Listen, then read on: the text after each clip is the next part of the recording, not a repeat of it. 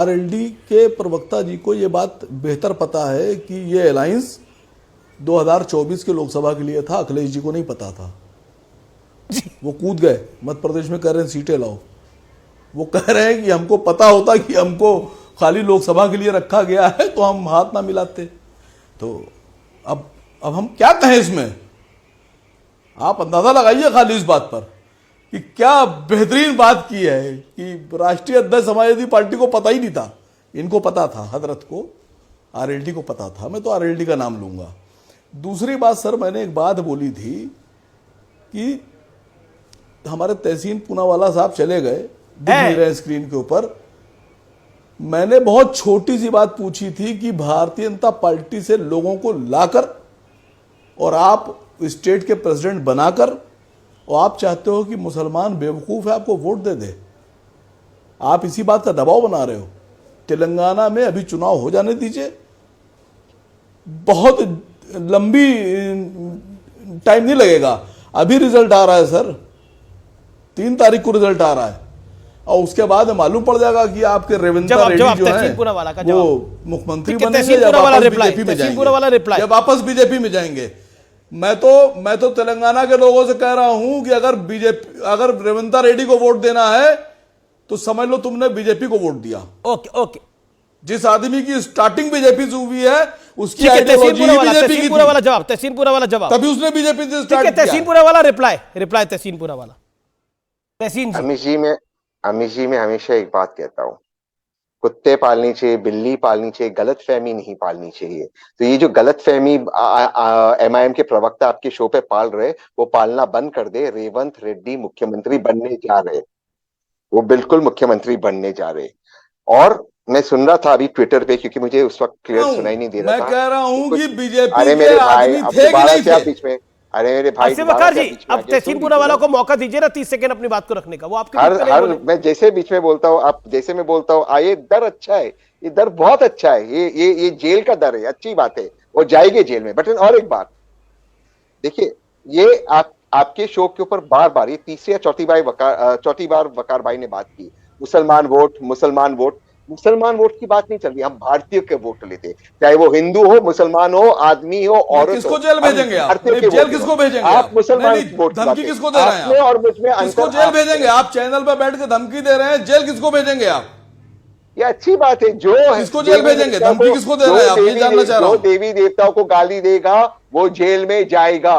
देवी देवताओं को ये देश में गाली नहीं दिया जाएगा। जो देगा, जो कहेगा कि देवी देवताओं को गाली देगा, नहीं, नाम लेके बोलिए भाई, खुल के बोलिए, किसको जेल भेजेंगे आप? जिसने गाली दी। कह तो रहा हूं, जेल किसको भेजेंगे? नाम लीजिए ना। डर क्यों रहा है? ये आवाज, ये डर की आवाज, ये डर का गुंज, ये अच्छी बात है। नाम ले लो मेरे भाई, डर क्यों रहे हो आप? ये सर्व तन से जुदा होने की जो लोग धमकी आज दे रहे थे, आज इनमें घबराहट देखने को मुझे बहुत मजा आ रहा है टीवी पर। ये डर अच्छा है, बनाए रहने दो। और जो आइंदा हमारे देवी देवताओं का जो अपमान करते, चाटी ठोक कर कह रहा हो, आर पार उनको जेल में भेजेंगे, आर पार।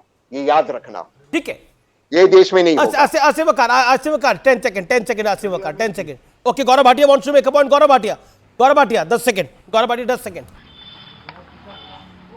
सर मैं एक बात बोल दूं। तहसीन भाई अच्छे वक्ता है तेलंगाना। सर मैं गौरव भाई से गुजारिश करूंगा। जी समय नहीं है। मैं आसिम आपको मौका दूंगा आगे। गौरव भाटिया 10 सेकंड। देखिए, अच्छे वक्ता है तहसीन, लेकिन प्रवक्ता नहीं है कांग्रेस पार्टी के लिए। मैं इतना ही कहूंगा, कह रहे थे जेल जाएंगे जो देवी देवताओं को गाली देंगे।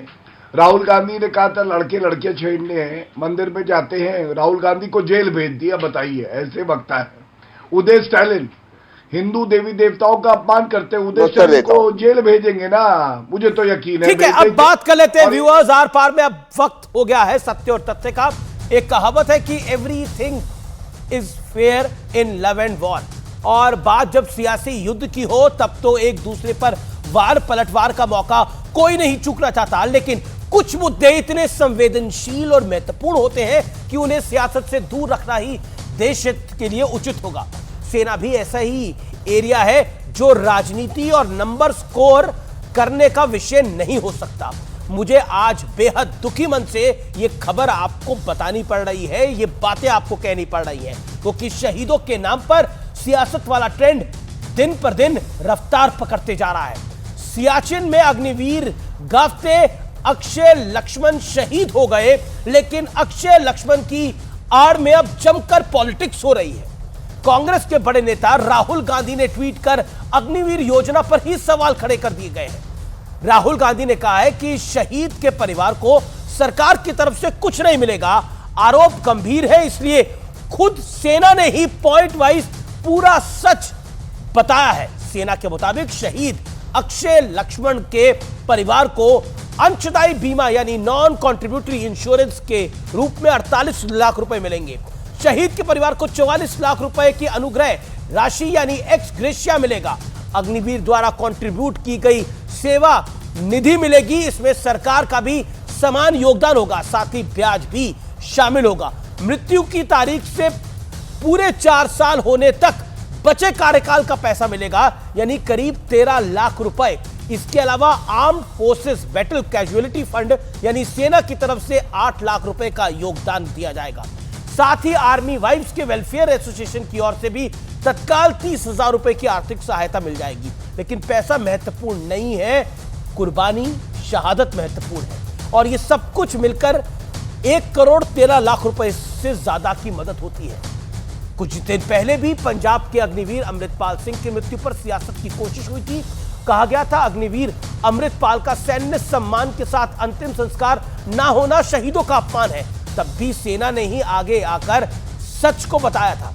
अग्निवीर अमृतपाल सिंह ने ड्यूटी के दौरान खुद को गोली मारकर आत्महत्या कर ली थी। ऐसे मामलों में सैन्य सम्मान के साथ अंतिम संस्कार की इजाजत नहीं है। यह नियम अग्निवीर समेत तमाम आर्म्ड फोर्सेस में लागू होता है। वैसे ये पहला मौका नहीं है कि जब सियासी माइलेज के लिए सेना के शौर्य का अपमान किया गया हो। आपको याद होगा, इससे पहले सेना प्रमुख को गली का गुंडा कांग्रेस के नेता कह चुके हैं। सर्जिकल स्ट्राइक और एयर स्ट्राइक, बालाकोट स्ट्राइक के सबूत मांगे गए हैं कांग्रेस के नेताओं द्वारा। याद कीजिए, सर्जिकल स्ट्राइक के बाद तो यहां तक कहा गया कि मोदी सरकार खून की दलाली कर रही है।